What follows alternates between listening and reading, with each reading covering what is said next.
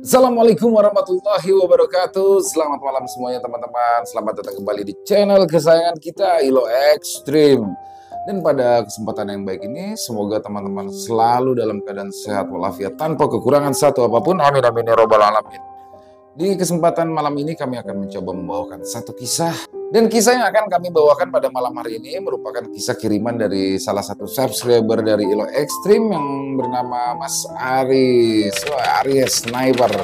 Jadi kisah ini adalah kisah nyata yang dialami oleh Bang Aris dan teman-temannya. Dan semakin menarik lagi ketika mulai digarap. Dalam penggarapan kisah ini dibantu oleh salah satu penulis favorit, yaitu Mas Untung Prasetyo. Halo Mas Untung dan Mas Aris, terima kasih. Gak pakai berlama-lama ya, langsung saja kita masuk ke dalam kisahnya. Mode horor. Santet cangkrangan untuk keluarga Nila.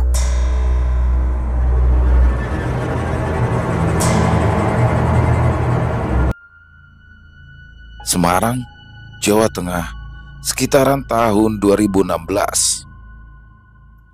Nasib baik sedang tidak berpihak kepada Andi. Takdir pun harus membuatnya merelakan kematian dari seseorang yang sangat ia sayangi. Nasib baik pun tidak membawa Andi menggapai apa yang ia inginkan, dan takdir pun harus memisahkannya dari kekasih yang ia dambakan. Andi dan Ari adalah dua orang sahabat yang sama-sama bekerja di sebuah restoran yang ada di daerah Semarang.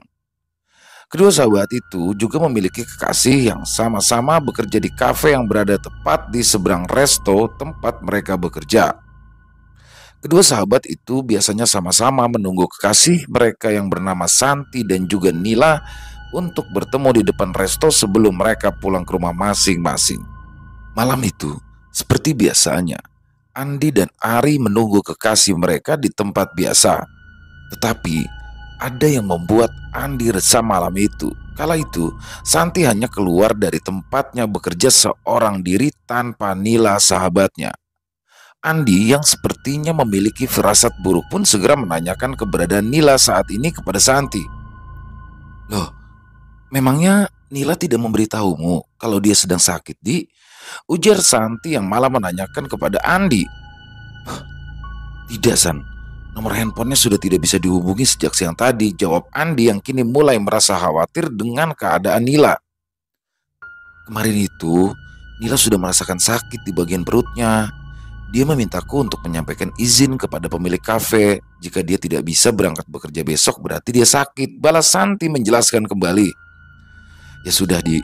Besok atau lusa kita coba jenguk Nila sama-sama ya, sahut Ari mencoba menenangkan sahabatnya. Ya sudah. Kalau begitu aku pulang duluan ya, jawab Andi dengan wajah yang lesu. Sudah hampir seminggu ini, Andi tidak dapat menghubungi Nila. Dan waktu itu juga, Andi dan Ari sedang disibukkan dengan pekerjaan mereka hingga Andi belum bisa menjenguk Nila. Walaupun Andi terlihat selalu murung di tempatnya bekerja, tapi Andi tetap berusaha bersemangat dengan kewajibannya tersebut. Hingga setelah mendapatkan izin cuti dari tempat ia bekerja, Andi dan Ari pun segera mencoba mencari alamat rumah Nila yang memang pada saat itu belum diketahui oleh Andi. Sesampainya mereka berdua di sebuah rumah yang terlihat sangat asri, keduanya pun kala itu disambut oleh seorang wanita parubaya yang ternyata merupakan ibunda daripada Nila. Andi dan Ari pun segera menanyakan keberadaan Nila dan juga bagaimana kondisinya saat itu, tapi wanita yang bernama Busari itu enggan untuk memberitahukan tentang kondisi Nila. Tapi karena Andi dan Ari bersabar dan terus meminta Busari untuk memberitahukan keberadaan Nila saat ini, akhirnya Busari pun mau memberitahukan tentang kondisi anak gadisnya saat ini. Bukannya ibu ndak mau memberitahu kalian tentang kondisi Nila saat ini, tapi ibu takut kalau nanti apa yang telah kalian dapati dari Nila bisa mengganggu pikiran kalian berdua, nak, ujar Busari dengan wajah yang mulai terlihat sedih. Tidak apa-apa, Bu. Mungkin nanti kami bisa membantu untuk mencari tahu sakit apa yang sudah diderita Nila saat ini, jawab Andi dengan yakin. Mendengar jawaban dan juga penjelasan Andi serta Ari, Bu Sari pun akhirnya mau memberitahukan kondisi Nila yang sebenarnya. Ibu minta kepada Nak Andi, jangan kaget ya ketika nanti melihat kondisi Nila. Dan ibu minta kalian mendoakan anak ibu agar bisa lekas sembuh dan kembali sehat seperti sedia kala, ucap Bu Sari sebelum membawa Andi dan Ari masuk ke dalam salah satu kamar yang ditempati Nila. Setelah memasuki kamar tersebut, betapa terkejutnya Andi dan Ari kala melihat kondisi Nila yang kala itu terbaring lemah dengan tubuh yang sangat kurus. Hanya dalam waktu kurang dari 1 bulan setelah Nila jatuh sakit, kondisi Nila saat ini terlihat benar-benar mengenaskan. Andi yang duduk di samping tubuh lemah Nila pun tak kuasa menahan sedihnya hingga tanpa terasa air matanya membasahi kedua pipi lelaki yang sangat menyayangi Nila tersebut. Nila yang mengetahui kedatangan kekasihnya itu pun mencoba membuka kedua matanya. Melihat hal itu, Andi langsung menggenggam tangan Nila yang kala itu terlihat sangat kurus.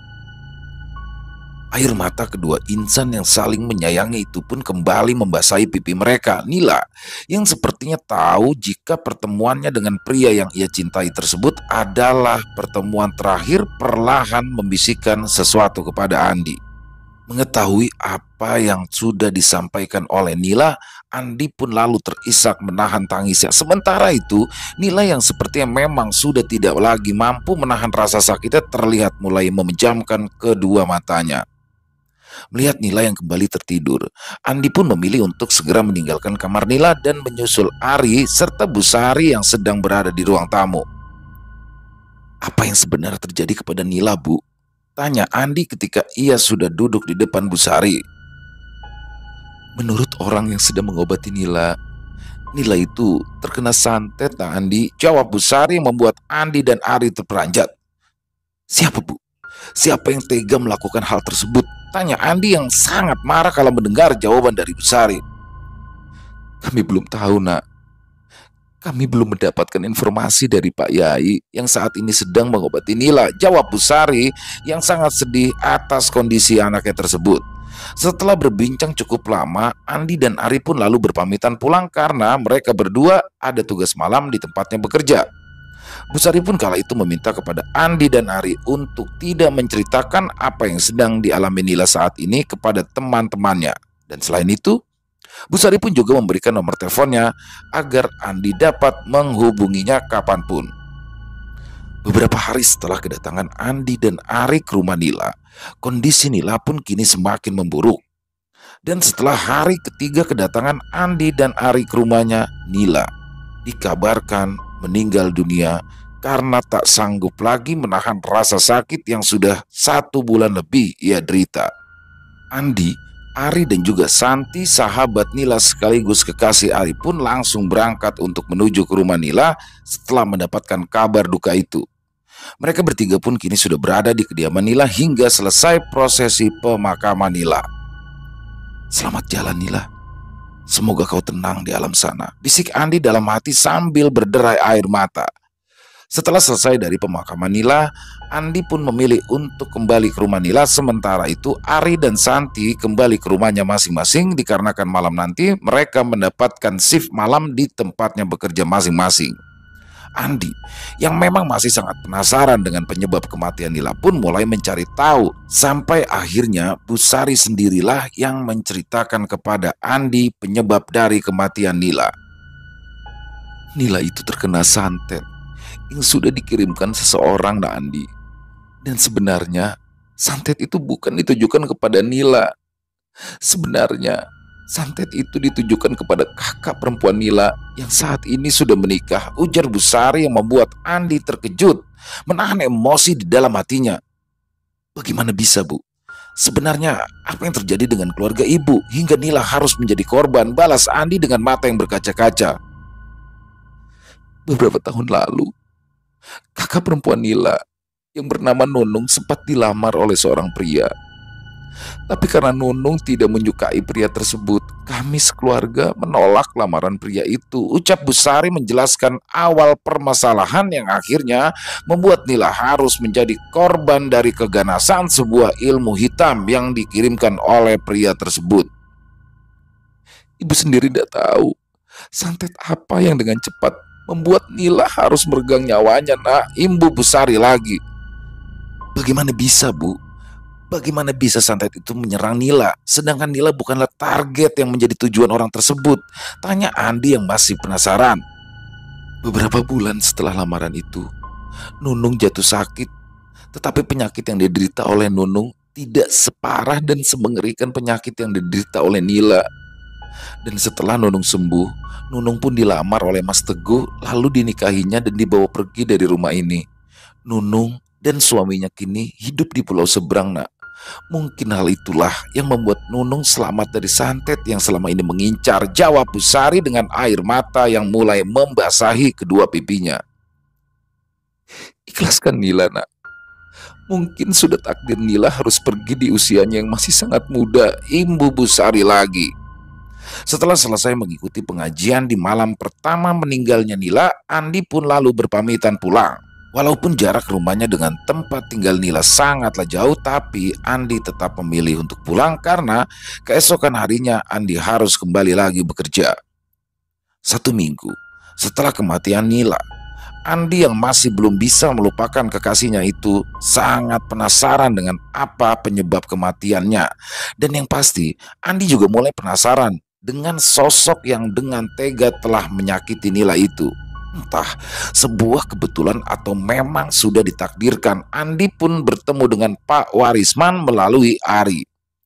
Menurut Ari, Pak Warisman ini adalah orang yang mengerti akan hal-hal spiritual dan juga tentang ilmu hitam seperti santet dan lain sebagainya. Di awal pertemuan Andi dengan Pak Warisman, Andi pun langsung menceritakan apa yang sedang ia rasakan saat ini. Kehilangan orang yang sangat ia sayangi membuat Andi ingin mencari tahu siapakah orang yang sesungguhnya telah melakukan hal keji terhadap Nila dan keluarganya. Tidak ada gunanya kau mencari tahu semua itu. Yang terbaik bagimu saat ini adalah mengikhlaskan semua yang telah menimpa orang yang sangat kau sayangi itu, ujar Pak Warisman kepada Andi. Jujur, Pak, jujur, saya sangat ingin membalaskan apa yang sudah orang itu lakukan, Pak, jawab Andi dengan tatapan kosong sambil memandang ke arah depan. Pelampiasan dendam hanya akan menimbulkan masalah baru, dan di kemudian hari akan membuat dendam-dendam baru yang pasti akan bermunculan. Itu semua adalah tipu daya setan, nak, jawab Pak Warisman menjelaskan. Tapi saya belum bisa mengikhlaskan kepergian kekasih saya itu, Pak. Karena memang dia adalah orang yang sangat saya sayangi, Pak, balas Andi lagi. Baik, baik. Sebelum kau memutuskan untuk mengambil tindakan atas apa yang telah menimpa orang yang sangat kau sayangi itu, aku akan menceritakan sebuah hal yang membawaku ke dalam hal-hal yang berkaitan dengan mistis, gaib, dan juga misteri, ujar Pak Warisman sambil tersenyum. Sewaktu aku dulu masih duduk di bangku sekolah SMP, kakak pertamaku meninggal dunia akibat santet yang dikirimkan oleh seseorang yang memang merasa sakit hati atas apa yang telah dilakukan almarhum kakakku. Dan di saat itu, hanya akulah yang memiliki pemikiran untuk membalaskan dendam atas apa yang sudah dialami oleh kakakku itu. Sementara keluargaku yang lain memilih untuk mengikhlaskan kepergiannya dan menganggap jika permasalahan itu telah usai, ujar Pak Warisman yang mulai menceritakan apa yang pernah ia alami. Aku yang sempat mendengar selentingan kabar tentang orang yang telah mengirimi santet kepada kakakku, mulai menanamkan rasa benci terhadap orang yang masih berada di sekitaran tempat tinggalku. Dan kebencian itu lama-kelamaan menjadi sebuah dendam yang semakin besar seolah tidak dapat aku kendalikan lagi. Imbu Pak Warisman sambil menghisap rokok kreteknya dalam-dalam. Aku yang saat itu masih awam dengan hal-hal mistis, mencoba mencari orang yang mengerti dan ahli dalam hal spiritual, hingga akhirnya aku pun bertemu dengan Mbak Gino, yang mana akhirnya Mbak Gino ini menjadi guruku. Sambung Pak Warisman lagi. Andi dan Ari pun kala itu hanya terdiam sambil terus memperhatikan dengan seksama apa yang sedang diceritakan oleh Pak Warisman. Menurut Andi dan Ari, ketika Pak Warisman sedang menceritakan masa lalunya itu, tiba-tiba saja mereka berdua merasakan energi kuat yang muncul dari tubuh Pak Warisman. Sontak, energi tersebut membuat Andi dan Ari merasa merinding, walau apa yang diceritakan oleh Pak Warisman tidaklah sama sekali menyeramkan. Kakakku dulu memiliki tubuh yang besar, perawakannya tinggi. Beliau juga memang mengerti akan hal-hal mistis, bahkan beliau pun juga memiliki benda-benda pusaka yang memiliki kekuatan gaib. Tapi karena mendapati serangan dari banyak dukun-dukun ilmu hitam, akhirnya kakakku pun tumbang, jatuh sakit. Dan hanya dalam waktu 1 bulan saja, tubuh besarnya berubah menjadi kurus. Menurut orang-orang terdekat, kakakku itu masih mampu bertahan dari serangan 3 dukun ilmu hitam yang menyantetnya. Tapi karena beliau hanya bertahan, akhirnya beliau pun kalah dan akhirnya menjadi korban keganasan ilmu hitam yang mana disebut sebagai santet cangkrangan, ujar Pak Warisman sambil membakar kembali rokok kretek dengan logo kuning tersebut. Menurut pengetahuanku, santet cangkrangan adalah santet yang sangat berbahaya dan sangat menyakitkan, terutama di bagian perut si korban. Dan jenis santet tersebut sangat sulit sekali terdeteksi karena jin yang dikirim oleh dukun-dukun sakti itu mampu merubah wujudnya menjadi sangat kecil sekali. Dan wujud tersebut jika dikeluarkan akan seperti duri kecil dari sebuah tanaman. Dan duri yang ada di dalam tubuh korban akan berpindah-pindah tempat hingga sangat sulit sekali dicari oleh orang yang berusaha untuk menyembuhkan korbannya. Imbu Pak Warisman lagi.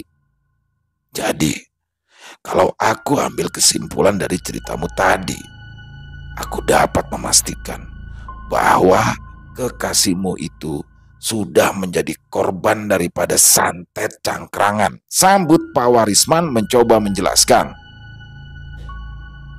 Apakah santet jenis itu tidak dapat diobati, Pak? Tanya Andi yang kini semakin penasaran. Segala penyakit pasti dapat disembuhkan, Mas. Hanya saja penyakit dari jenis santet tersebut sangat sulit dicari dan ditelusuri. Selain itu, santet cangkrangan itu dapat dengan cepat menggerogoti tubuh korbannya hingga tubuhnya habis dan mati secara mengenaskan, jawab Pak Warisman sambil tersenyum ke arah Andi. Andi dan Ari pun hanya menganggukkan kepalanya mendengar jawaban dari Pak Warisman, dan mereka berdua pun kembali terdiam sambil terus memperhatikan Pak Warisman berbicara kembali. Almarhum kakakku dulu meminta kepada bapakku untuk tidak menceritakan apa yang menjadi penyebab kematiannya kepada siapapun. Beliau pun juga meminta agar tidak menyimpan dendam kepada orang yang telah menyakitinya itu. Tapi orang-orang di sekitaran keluargaku yang juga mengetahui penyebab kematian kakakku itu mulai membahas permasalahan penyebab dari kakakku menjadi korban keganasan santet tersebut. Ya, mereka mengungkapkannya untuk membalas perbuatan orang yang telah tega menghabisi nyawa kakakku itu, walaupun pada akhirnya Bapak meminta untuk menyudahi saja permasalahan ini, ujar Pak Warisman yang sepertinya ingatannya itu membawa beliau ke masa-masa kelam kehidupan keluarganya tersebut. Bapak dengan tegas menolak usulan-usulan dari beberapa anggota keluarga besar kami Dan Bapak pun meminta mereka untuk menahan diri agar tidak terjerumus dalam dendam dan juga kebencian. Imbu Pak Warisman sambil menghela nafas panjangnya. Tapi tanpa sepengetahuan Bapak dan juga Ibu serta kakak-kakakku yang lain, saudara sepupuku mengajak aku yang waktu itu baru saja lulus SMP untuk menemui Mbak Gino. Saudara sepupuku yang bernama Pak Santo itu menceritakan kepada Mbak Gino tentang apa yang sudah terjadi kepada keluargaku. Mbak Gino yang sudah paham dengan cerita Pak Santo pun hanya tertawa dan menawarkan bantuan untuk membalaskan apa yang sudah dialami keluargaku. Ujar Pak Warisman yang menceritakan tentang awal mula pertemuannya dengan Mbak Gino, salah seorang ahli supranatural yang ada di daerah tempat tinggalnya. Dan setelah mendengar semua cerita dari Pak Santo, Mbak Gino pun langsung memintaku untuk menjadi muridnya karena hanya akulah yang dapat membalaskan dendam kepada orang yang telah membunuh kakakku itu. Mendengar permintaan Mbak Gino, Pak Santo dengan senang menerima permintaan tanpa meminta persetujuan dariku sebelumnya.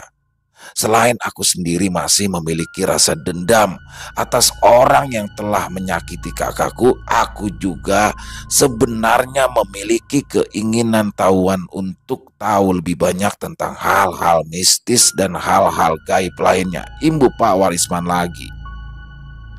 Dan karena masih memiliki dendam itulah, aku pun harus merasakan pedihnya kehidupan. Sebelum aku benar-benar memiliki ilmu kanuragan yang sudah diwariskan oleh Mbak Gino, ujar Pak Warisman sambil menatap ke arah Andi dalam-dalam. Bersihkan hatimu dari dendam. Sebelum dendam yang kau simpan itu akan membakar kehidupan yang seharusnya layak untuk engkau jalani. Ibu Pak Warisman lagi dengan tegas kepada Andi dan Ari. Memaafkan itu lebih baik. Dan sebaik-baiknya orang adalah dia yang mau dengan ikhlas memaafkan kesalahan seseorang. Dan aku adalah contoh orang yang sudah memupuk subur rasa dendamku dan akhirnya rasa dendam itu mengubur, memendam semua kehidupan yang seharusnya aku jalani dan aku nikmati. Menurut cerita dari Pak Warisman yang akhirnya dapat menyadarkan Andi dari upayanya membalaskan dendam keluarga Nila. Setelah menyetujui syarat yang sudah diberikan dari Mbak Gino, Pak Warisman pun memutuskan untuk berhenti melanjutkan sekolahnya. Dan ketika beliau lulus dari sekolah menengah pertama itu, beliau pun meminta izin untuk bekerja di kota kepada orang tuanya. Tapi sebenarnya kala itu Pak Warisman dan Pak Santo pergi ke rumah Mbak Gino yang memang berada di desa sebelah. Karena hanya Pak Warismanlah yang akan diterima menjadi murid dari Mbak Gino. Maka saudara sepupu Pak Warisman tersebut pun hanya seolah menjadi pendukung saja, dengan terus memberikan segala kebutuhan yang diperlukan Pak Warisman ketika dia sedang belajar ilmu kebatinan di tempat Mbak Gino. Dengan tulus, Pak Santo membantu Pak Warisman untuk memenuhi semua kebutuhannya dan juga untuk menjaga keberadaan Pak Warisman demi terlampiaskannya sebuah dendam. Setelah 40 hari pertama dapat dilalui Pak Warisman, Mbak Gino pun lalu memintanya untuk pergi ke puncak Gunung Merapi dan menemui salah satu sosok gaib yang menjadi penguasa di atas ketinggian gunung yang memang masih aktif. Tanpa diminta lagi, Pak Santo pun lalu menyiapkan semua kebutuhan Pak Warisman dan juga bersedia mengantarkannya untuk sampai di puncak gunung tersebut. Akan tetapi, Mbak Gino di sini menolak permintaan dari Pak Santo dan hanya mengizinkannya untuk mengantar Pak Warisman sampai dengan di kaki gunung tersebut dan menunggu di sana sampai nanti Pak Warisman kembali. Pak Santo dan Pak Warisman pun akhirnya mengikuti semua apa yang sudah dikatakan oleh Mbak Gino. Dan selama 3 hari, Pak Santo pun harus menunggu Pak Warisman kembali dari puncak Gunung Merapi. Dalam penantiannya tersebut, Pak Santo pun mendapati berbagai macam gangguan, mulai dari penampakan makhluk-makhluk gaib berwujud manusia hingga siluman yang berwujud harimau serta jin-jin dengan wujud mengerikan lainnya. Dan sesuai petunjuk dari Mbak Gino, Pak Santo dilarang meninggalkan tempat yang berada saat itu sebelum Pak Warisman datang. Dan tanpa sepengetahuan Pak Santo, ternyata itu juga merupakan sebuah ujian dari Mbak Gino yang diam-diam ternyata juga ingin menjadikan Pak Santo sebagai muridnya juga. Dan selama 3 hari penantiannya itu, Pak Santo pun tidak merasakan malam di kaki Gunung Merapi tersebut karena Pak Santo secara tidak sadar telah dibawa masuk oleh penghuni gaib kaki gunung tersebut. Setelah melihat penampakan sosok perempuan bergaun putih dengan wajah pucat dan kedua bola mata yang hitam, Pak Santo pun merasa mual dan tubuhnya tiba-tiba saja kedinginan. Dan ketika Pak Santo membuka kedua matanya, beliau pun merasa sudah berada di sebuah desa. Pak Santo yang tertegun melihat pemandangan yang dengan cepat berubah itu tiba-tiba dihampiri oleh seorang pemuda yang mengaku adalah saudara dari Mbak Gino. Pemuda itu mengaku bernama Pak Sosro, dan setelah memperkenalkan diri, Pak Sosro pun mengajak Pak Santo untuk masuk ke dalam sebuah rumah yang terbuat dari bilik bambu dan beratapkan jerami. Di tempat itu, Pak Santo pun diajarkan beberapa mantra untuk mempertajam mata batinnya dan juga untuk membuka gerbang gaib ke tempat ia berada saat ini, jika suatu saat nanti Pak Santo sedang terdesak. Selain itu, Pak Santo pun juga diajari mantra-mantra penyembuhan pelet dan juga santet. Tapi sebelum menggunakannya, Pak Santo pun harus melakukan laku tapa atau tirakat-tirakat lainnya. Setelah dengan singkat mampu menghafal banyak mantra itu, Pak Santo pun lalu diantarkan kembali ke tempatnya berada sebelumnya. Dan sebelum Pak Sosro pergi, beliau meminta kepada Pak Santo untuk lebih waspada karena beberapa siluman sedang berjalan menuju ke arahnya saat ini. Mendengarkan hal itu, Pak Santo yang memang tidak memiliki ilmu apapun sebelumnya mulai merasa sangat takut hingga akhirnya Pak Santo harus menghadapi 2 siluman harimau sekaligus yang merasa terusik oleh keberadaannya. Setelah berlari dan melompat untuk menghindari serangan-serangan dari 2 siluman harimau itu, Pak Santo pun segera merapalkan mantra untuk membuka gerbang gaib yang baru saja ia pelajari dari Pak Sosro. Dan betapa terkejutnya Pak Santo ketika dengan sekejap mata ia pun berhasil berpindah dimensi dan telah berada di depan rumah milik Pak Sosro. Pak Sosro yang rupanya sudah menunggu Pak Santo pun kala itu tersenyum puas melihat Pak Santo yang ternyata sudah menguasai rapalan untuk berpindah tempat ke dimensi lain. Dan setelah itu, Pak Sosro pun mulai mengajari Pak Santo ilmu-ilmu lainnya untuk menguatkan ilmu yang sebelumnya telah dikuasai. Sementara itu, Pak Warisman yang masih berjalan menanjak tiba-tiba saja harus terperosok ke dalam jurang yang sangat dalam. Dan ketika beliau kembali tersadar, Pak Warisman pun sudah berada di tempat yang sepertinya adalah sebuah istana. Pak Warisman pun langsung disambut oleh sosok gaib penguasa gunung tersebut, dan setelah berbincang lama, Pak Warisman pun menerima sebuah pusaka dari eyang penghuni gaib gunung tersebut. Setelah memahami apa yang disampaikan sosok eyang penguasa kerajaan gaib itu, Pak Warisman pun dengan segera diantarkan oleh 2 orang pengawal kerajaan untuk dapat segera turun dari puncak gunung. Tapi sebelumnya, Pak Warisman diberikan peringatan jika dia harus bisa mengalahkan sosok gaib yang saat itu sedang bertarung melawan saudaranya di bawah sana. Dan benar saja, ketika Pak Warisman membuka kedua matanya, kini ia melihat Pak Santo sedang berjuang mati-matian untuk menghadapi jin bertubuh besar dan bertanduk panjang. Sementara pengawal yang mengantarkan Pak Warisman segera pergi dari tempatnya karena tidak ingin terlibat permasalahan dengan sosok jin sakti tersebut. Tanpa banyak berpikir lagi, Pak Warisman pun segera membantu Pak Santo yang kala itu terlihat semakin terdesak, dan ketika berhadapan langsung dengan sosok jin yang sangat menyeramkan itu, Pak Warisman pun segera menghunuskan pusaka yang sedari tadi ia genggam. Sosok jin yang berhadapan dengan Pak Warisman pun sangat terkejut kala melihat benda pusaka yang merupakan sebilah keris dengan aura hitam yang sangat menakutkan. Dan tanpa melakukan perlawanan lagi, sosok jin tersebut akhirnya mengakui kekalahannya dan bersedia ikut bersama Pak Warisman lalu menjadi jin perewangannya. Ketika jin yang memiliki kesaktian tinggi itu menghilang, tiba-tiba saja muncul sebuah bambu pendek di tempat jin tadi menghilang, dan dengan telepatinya jin tersebut pun memberitahu Pak Warisman bahwa di dalam bambu petuk itulah ia bersemayam dan siap melakukan apapun ketika dipanggil oleh Pak Warisman. Setelah kejadian di luar nalar itu, Pak Warisman pun dan Pak Santo kembali ke rumah Mbak Gino. Dan pada saat itulah Mbak Gino meminta semua benda yang sudah didapat oleh Pak Warisman karena menurut Mbak Gino, Pak Warisman belum mampu untuk menggunakan pusaka tersebut. Pak Warisman yang merasa kecewa dengan sikap gurunya tersebut pun hanya bisa menuruti apa yang saat itu diperintahkan sang guru. Dan hal yang lebih menyakitkan hati Pak Warisman dan juga Pak Santo adalah pengakuan Bagino tentang santet yang dikirimkannya kepada kakak tertua Pak Warisman dengan wajah liciknya. Bagino mengaku bahwa dirinya lah yang telah menyantet kakak Pak Warisman, dan dia juga berterima kasih kepada Pak Warisman karena telah membawakannya 2 buah pusaka yang sangat sulit untuk didapatkan. Karena merasa terkejut atas pengakuan dari gurunya tersebut, Pak Warisman pun kala itu hanya terdiam sambil berderai air mata.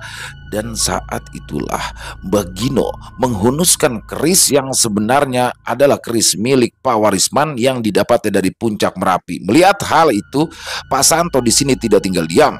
Pak Santo langsung menopang tubuh saudara sepupunya tersebut sambil membacakan mantra pembuka dimensi lain. Dan ketika Bagino ingin menyerang Pak Warisman dan Pak Santo, keduanya langsung menghilang dari hadapan guru dari Pak Warisman tersebut. Pak Warisman yang sedang mengalami luka tusuk dari keris pun kini sudah berada di dimensi lain, yaitu tempat Pak Sosro tinggal. Pak Sosro yang awalnya tidak mempercayai apa yang sudah dikatakan oleh Pak Santo pun mulai meyakini bahwa saudara seperguruannya yang bernama Bagino itu memang melakukan hal keji tersebut karena sedari dulu Bagino tidak mampu untuk mengambil keris yang ada di puncak Merapi itu. Aku adalah sebangsa jin yang menemani Gino belajar tentang hal-hal gaib hingga dia menjadi seseorang yang sangat sakti.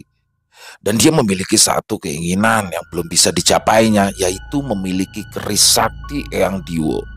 Mungkin saudaraku itu memanfaatkan keluguan dari saudaramu ini untuk mendapatkan pusaka penakluk jin-jin sakti itu, ujar Pak Sosro kepada Pak Santo. Sekarang aku harus mengobati luka di tubuhnya dulu. Nanti ketika dia sudah tersadar, barulah kita tanyakan apa yang telah terjadi antara dia dan Gino yang sebenarnya, imbu Pak Sosro.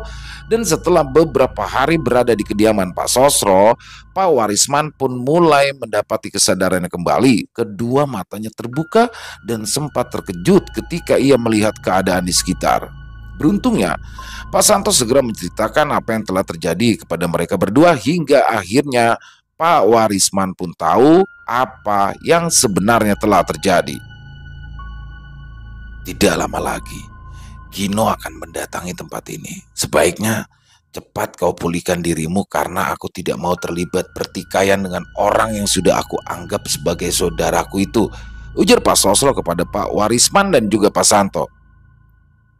Apa yang diperintahkan gurumu itu hingga kau dapat mengambil keris sakti yang di puncak Merapi sana? Tanya Pak Sosro kepada Pak Warisman.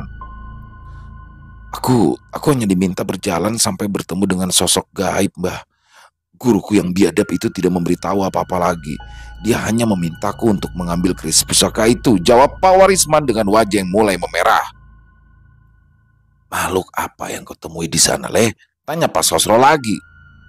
Makhluk gaib, seperti sepuh yang perkataannya selalu dipatuhi oleh makhluk-makhluk gaib lainnya, Mbah, jawab Pak Warisman. Lalu bagaimana sesepuh itu dapat memberikanmu benda pusaka yang memiliki kesaktian tinggi itu dengan cuma-cuma? Tanya Pak Sosro yang merasa sangat penasaran dengan pemberian keris pusaka itu. Dengan menukar jiwaku setelah aku dapat membalaskan dendamku, Mbah, jawab Pak Warisman tegas.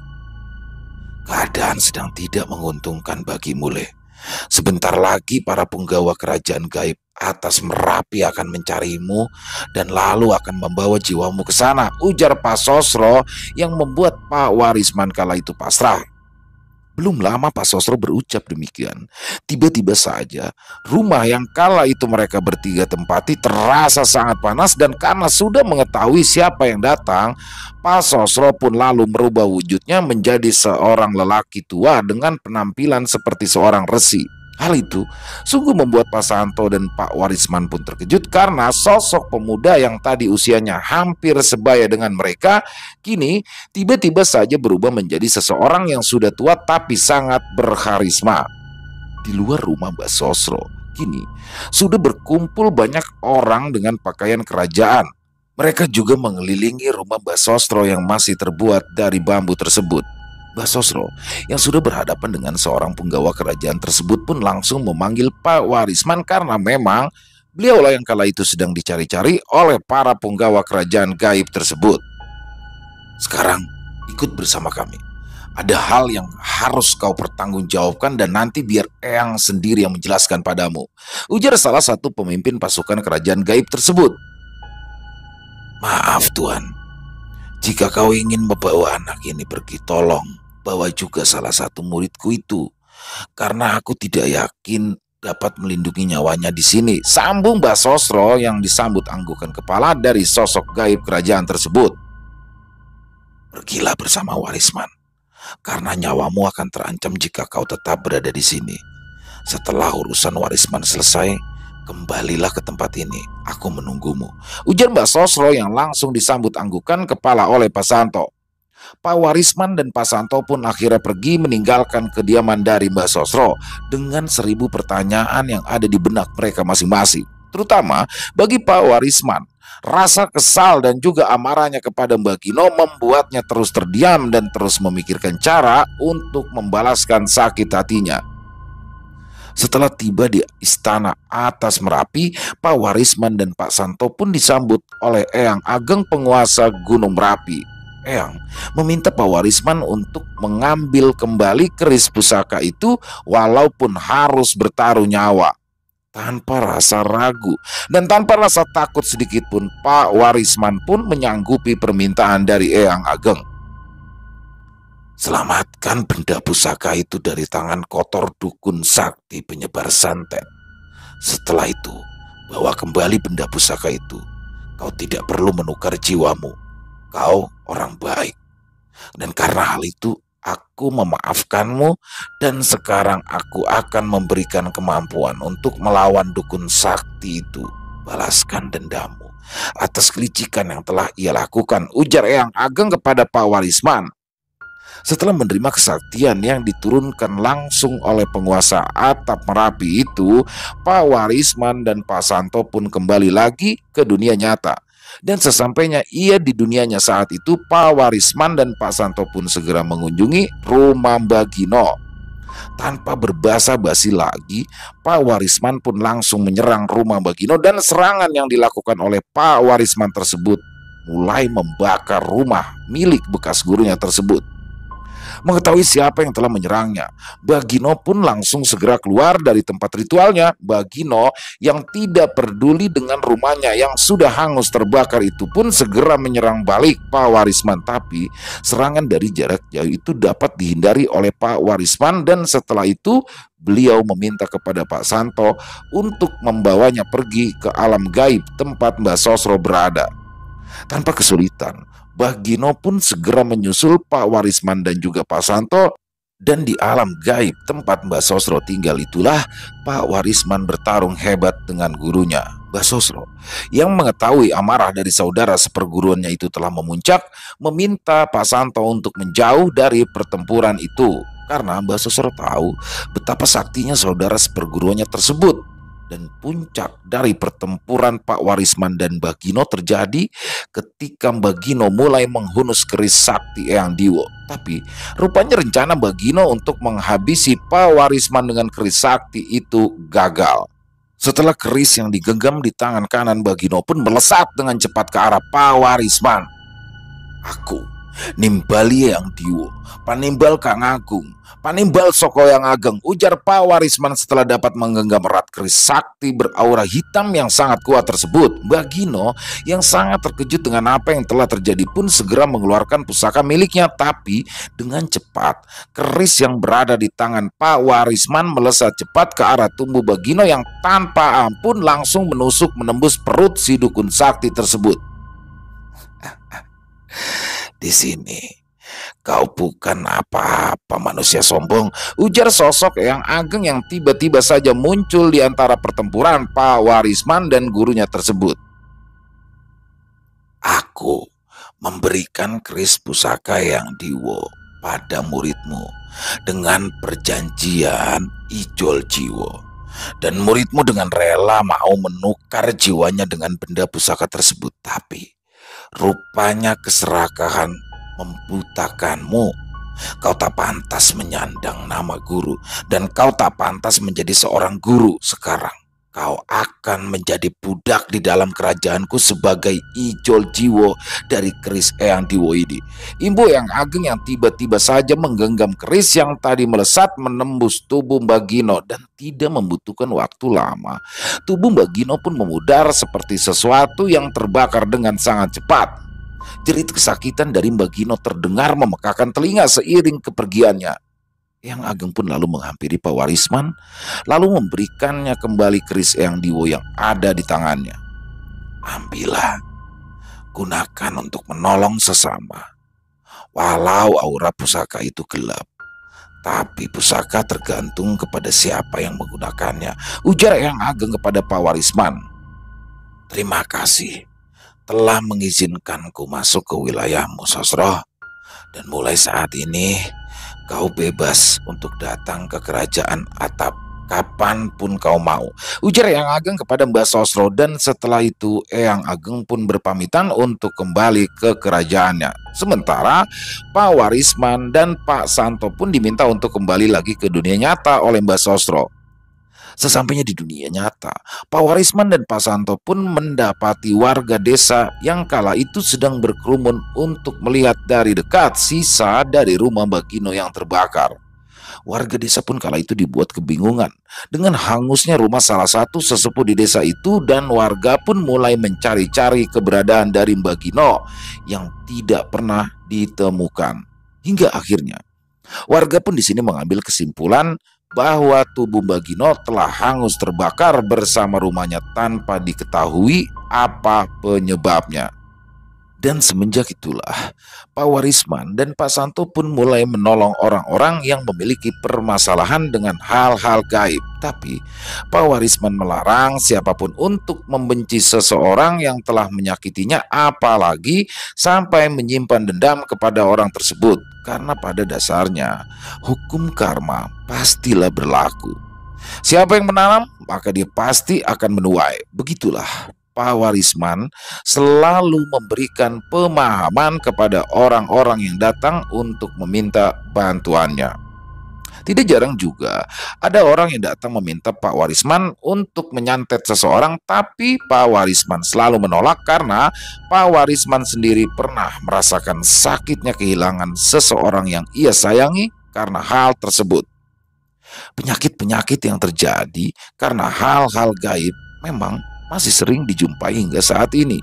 Tapi selama kita terus mendekatkan diri kepada Sang Pencipta dan juga selalu memohon perlindungan serta pertolongannya, insya Allah hal-hal tersebut akan menjauh dari kehidupan kita. Setelah mendengar apa yang sudah dikisahkan oleh Pak Warisman, di sini Andi pun mulai merubah pikirannya dan mulai dapat mengikhlaskan kepergian dari kekasihnya Nila. Karena Pak Warisman berpesan, jika kita sudah masuk ke dalam dunia gaib, maka kemungkinan besar kita akan sulit untuk kembali lagi ke dunia nyata yang seharusnya kita jalani ini. Dan sejak saat itulah Andi mulai memaafkan siapapun orang yang telah menyakiti Nila hingga Nila harus kehilangan nyawa karena hal tersebut. Setelah beberapa tahun kemudian, Andi mendengar kabar dari keluarga Nila bahwa orang yang dulu telah mengirimi keluarganya dengan santet berbahaya itu akhirnya mati dengan cara yang tragis.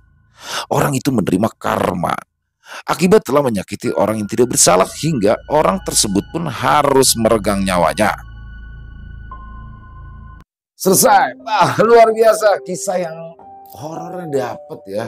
Pokoknya paket lengkap sih, sedihnya ada, horornya ada, dan syarat sekali dengan hikmah baik yang bisa kita ambil, yang bisa kita petik, dan yang seperti biasa yang buruk-buruk kita buang.